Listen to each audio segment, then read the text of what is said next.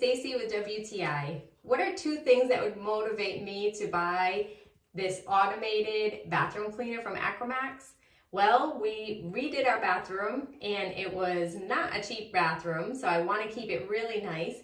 And I'm also just tired of hand scrubbing the shower and everything around in the bathroom. So this cleaner from ACRIMAX is really great.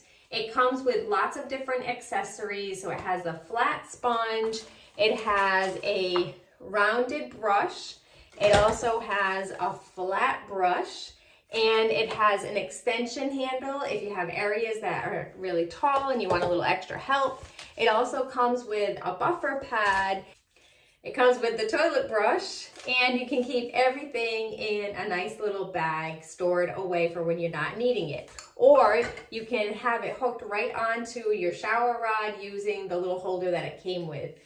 Charging it up takes only a couple of hours, and when I got this, I used it right away. I didn't even need to charge it, and it held up on the charge for a good 3 to 4 hours with continual use, so we did really well with that.